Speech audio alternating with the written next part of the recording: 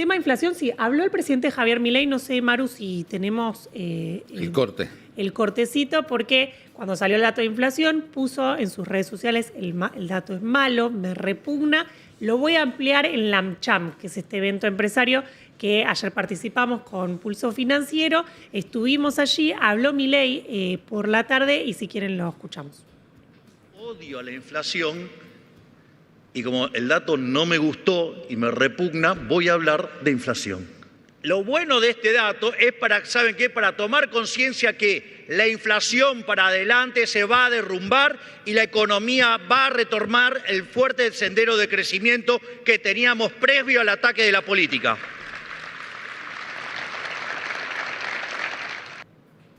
¿Se va a derrumbar, Willy? ¿Qué decís?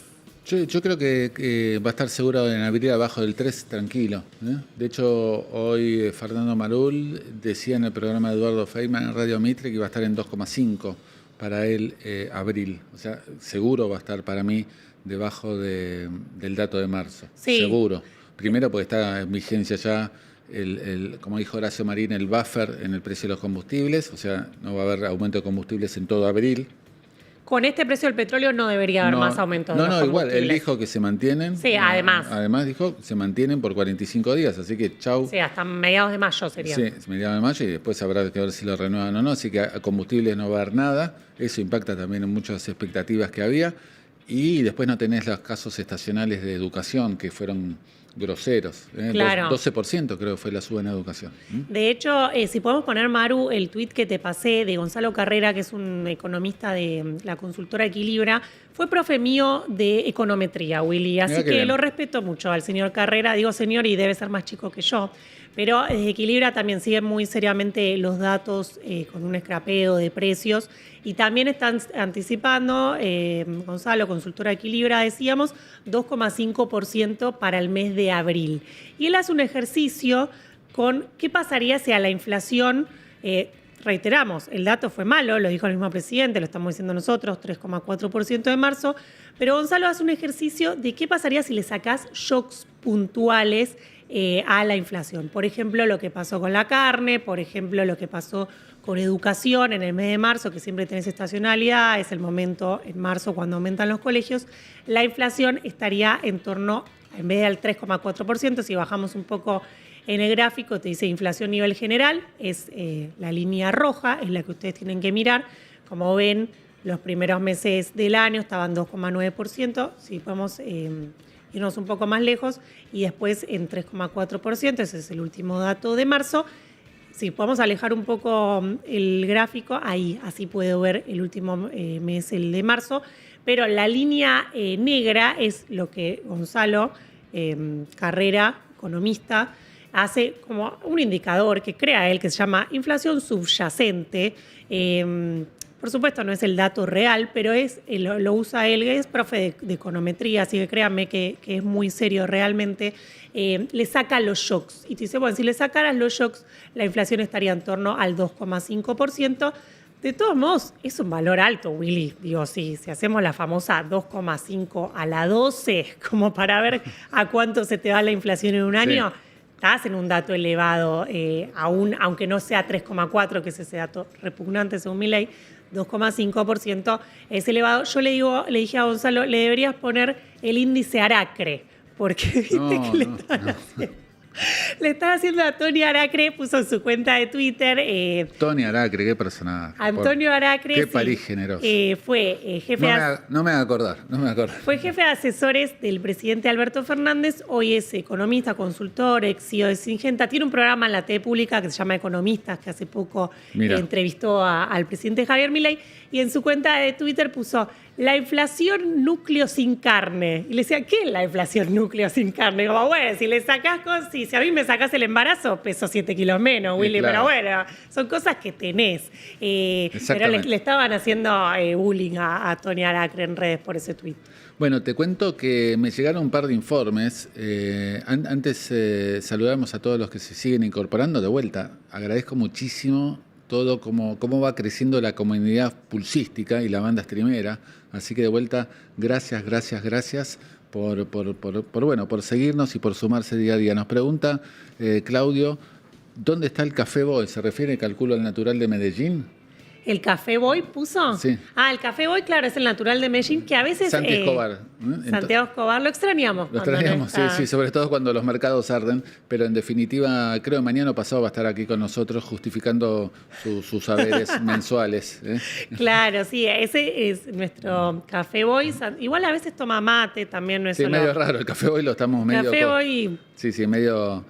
figurativo. Si les parece, comparto que me llegaron, me bombardearon de informes de Banco de Inversión de Estados Unidos con análisis respecto a lo que fue el dato de inflación. Ahí tenemos el informe de Goldman Sachs del área de research, que lo están viendo ustedes en pantalla. Esto es que está mostrando Willy, es súper exclusivo, porque ni a los periodistas nos llegan estos informes. Seguro. Así que ustedes puedan acceder a informes de bancos internacionales es otro diferencial de este programa, que acá Willy se los va a contar primero, después por ahí mañana o pasado lo vean en otros lados, pero Willy se los muestra primero. Ahí está el informe que preparó. Me gusta siempre mencionar el economista que lo prepara, ¿no? En este caso Sergio Armela, economista de Goldman Sachs, que dice, para mí lo más importante que dice, más allá de describir lo que describimos todos, no por ser Goldman Sachs, piensen que sabe mucho más que nosotros, pero me interesa la opinión del economista, y lo que dice es...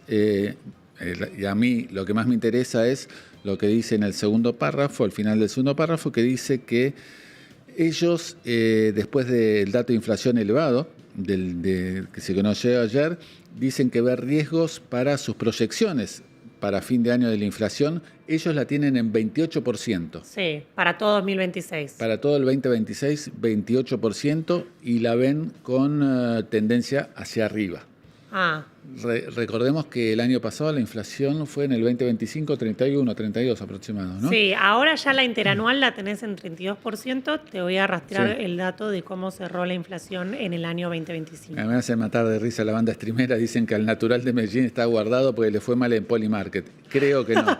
Bueno, mirá cómo... ¿Te acordás que el dato de la expectativa mayor que había en Polymarket era entre 3,1 y 3,3? Después busquemos eso. Nos podríamos, si teníamos el dato, podríamos haber hecho un lindo dinero. Obviamente no corresponde, es ilegal, de hecho, hacer uso de información privilegiada. Mira, Willy, en la inflación en el año 2025 cerró en 31,5%. Así que si queda por debajo de ese casi 32%, en el año 2026 sería una baja. Pero ya, ahí Goldman Sachs está un poco menos, pero la mayoría de las consultoras están en torno al 30%, es decir, que en el 2026, si todo sigue de esta manera, no sería un año de aniquilar la inflación y eliminarla para siempre, sino más bien de mantenerla como estuvo el año anterior. Y vamos a ver si les parece bien otro informe que me llegó de bancos de inversión de Estados Unidos, en este caso Morgan Stanley, que dice, para quien lo preparó, a ver, vamos a cumplir con los... Ahí lo veo, Fernando Sedano. Sedano y Julia Lobato Barbosa. ¿Algunos de estos son argentinos, Willy? Morgan Stanley, Goldman Sachs. Desconozco. La verdad que no los conozco ni siquiera de haber chateado. Pero seguramente si están en ese cargo y en Morgan Stanley deben ser buenos, ¿no? Sí. Dice acá, sobre todo, si querés el cuarto punto, dice, la desinflación mostró, estoy traduciendo al mismo tiempo que leo, por eso estoy lento. No, se entiende. Pero dice que mostró un progreso limitado en los recientes datos y que el camino hacia adelante permanece siendo muy desafiante, dice Morgan Stanley. Dice que espera presiones alcistas en todo este segundo trimestre del 2026, pero que dice que podría llegar a estar la inflación mensual en 2% mensual en este segundo trimestre, ayudado por la estabilidad del tipo de cambio y estacionalidad más favorable. Pero dice que hay, como Goldman Sachs, riesgos al alza. Todavía hay riesgos al alza. En particular, dice, los precios del petróleo alto, que son una preocupación central.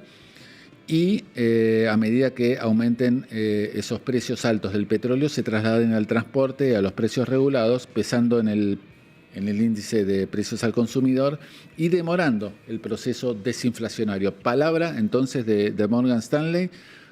Dice que, por último, la inflación de abril debería estar más baja, pero la reciente falta de progreso refuerza la necesidad de un monitoreo cercano a todo lo que es el proceso de desinflación en Argentina. De vuelta, palabra de Morgan Stanley. Sí, y ahí hay que decir varias cosas. Por un lado, la inflación está siendo un problema en todos los países del mundo por la suba del precio del petróleo, que se traslada al aumento de los combustibles y a estos aumentos que los economistas llamamos de segunda ronda, que es aumentan los combustibles y después te aumenta el transporte, aumentan otros costos vinculados a que haya aumentado el combustible, ¿no?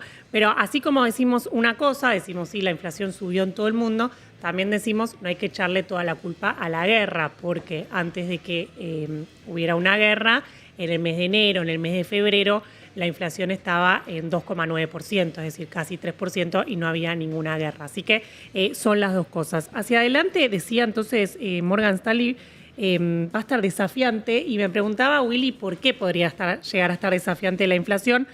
El dólar lo vemos muy tranquilo y posiblemente siga así.